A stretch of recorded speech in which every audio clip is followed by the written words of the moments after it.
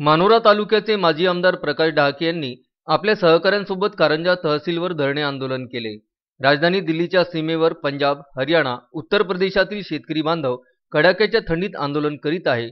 शेतकऱ्यांच्या रास्त मागण्यांसाठी करण्यात येत असलेल्या या आंदोलनास कारंजा मानोरा तालुक्यातील शेतकऱ्यांचा सुद्धा पाठिंबा आहे, अशी घोषणा प्रकाश डहाके यांनी या धरणे आंदोलनाच्या वेळी केली।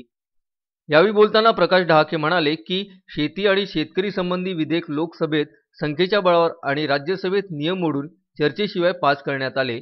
ही तिन्ही विधेयके शेतकऱ्यांसाठी अतिशय जाचक असून शेतकऱ्यांच्या मूलभूत समस्यांचे समाधान तर करत नाहीत, उलट भविष्यात त्यांना खासगी कंपन्यांच्या दयेवर सोडण्याचे काम केंद्र सरकार करत आहे।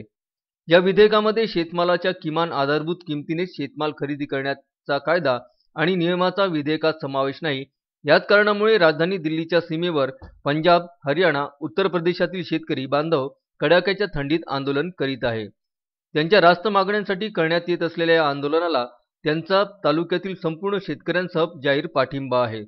शेतकऱ्यांसाठी जाचक असलेली वरील तिन्ही विधेयके सरकारने त्वरित रद्द करावी आणि किमान आधारभूत किमतीने शेतमाल खरेदी करणे बंधनकारक करावे, असे आपल्या अध्यक्ष भाषणात ते म्हणाले। अखेर 8 डिसेंबर रोजी दिल्लीतून जर भारत बंदची हाक देण्यात आली तर त्या हाकेला सर्व शेतकरी बांधव कारंजा मानोरा तालुक्यातील ओ देऊ म्हणजेच इथे जमलेल्या सर्व शेतकऱ्यांना वेळ आली तर 8 डिसेंबर रोजी रस्त्यावर उतरून भारत बंदला प्रतिसाद द्यावा। यावेळी उपविभागीय अधिकारी यांच्यामार्फत पंतप्रधानांना निवेदन देण्यात आले।